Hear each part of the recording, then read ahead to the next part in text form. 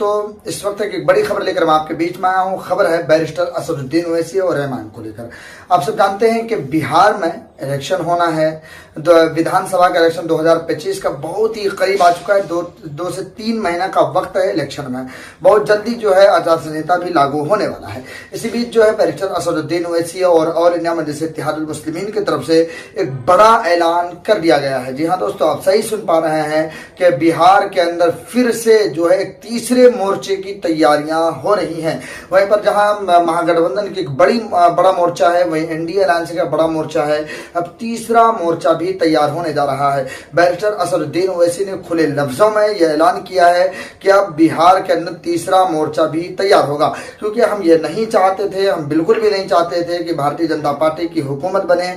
लेकिन बिहार के अंदर महागठबंधन ने जिस तरीके से अपना रवैया दिखाया, जिस तरीके से उन्होंने अपना एक तरीका दिखाया है, तो उसके लिए अब तीसरा मोर्चा बनना ही जरूरी है। क्योंकि हमारे नेता अख्तरुल ईमान जो है, ये बैरिस्टर असदुद्दीन ओवैसी के लफ्ज में कोट कर रहा हूं कि बैरिस्टर असदुद्दीन ओवैसी ने कहा कि हमारे नेता बिहार प्रदेश अध्यक्ष अख्तरुल ईमान ने राजद से कांटेक्ट किया, प्रस्ताव दिया कि हमें भी महागठबंधन में बना लीजिए, हमें महागठबंधन के अंदर ले लीजिए, क्योंकि अगर बातिल ताकतों को रोकना है, बीजेपी को रोकना है, तो मिलकर ही लड़ने में फायदा है।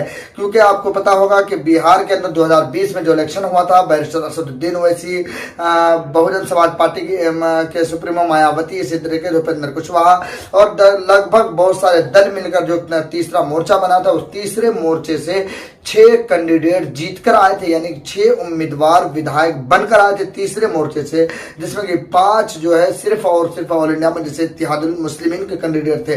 वहीं पर जो एक बहुजन समाज पार्टी के जमा खान जीते थे, जो कि अभी जदयू में मंत्री हैं। तो बैरिस्टर असदुद्दीन ओवैसी अब तीसरे मोर्चे की तैयारियां कर रहे हैं। बैरिस्टर असदुद्दीन ओवैसी ने कहा कि ये नहीं चाहते कि मुस्लिम क़यादत खड़ी हो, मुस्लिम लीडरशिप तैयार हो, ये बिल्कुल भी नहीं चाहते कि अलग किस्म की पॉलिटिक्स से तैयार हो, बिल्कुल भी महागठबंधन ये नहीं चाहती। इसलिए हमें महागठबंधन के अंदर नहीं लिया गया, तो हम अब खुले तौर पर आज़ाद हैं, क्योंकि हमने प्रस्ताव भेज दिया था। अब इसके बाद अगर कोई नुकसान होता है, किसी किस्म का नुकसान होता है, तो उस पर इल्ज़ाम हम पर लगाना इनके लिए बहुत बड़ा, अगर हम पर इल्ज़ाम लगाता है बहुत बड़ी गलती करेंगे, क्योंकि हमने पहले प्रस्ताव दिया था।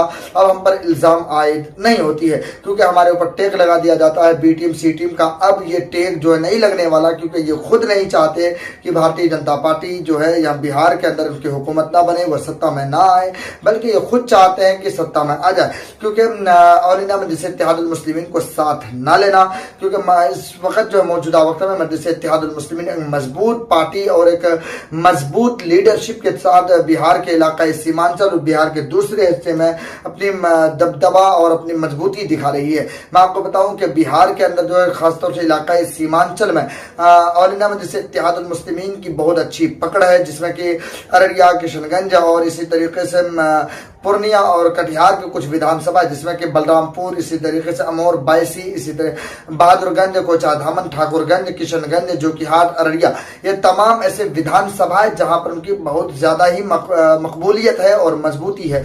वहीं पर बिहार से बाहर, जैसे कि ढाका के अंदर मशरक़ी चंपारण का ढाका, इसी तरीके से शिवहर के अंदर, इसे सीवान के अंदर, सीतामढ़ी, मुजफ्फरपुर के अंदर जो है बहुत मजबूती के साथ ये पार्टी अपनी मजबूती के साथ दावेदारी करती है। हो सकता है इस बार जो है सीमांचल से बाहर भी इलेक्शन लड़ सकती है ऑल इंडिया मजलिस इत्तेहादुल मुस्लिमीन।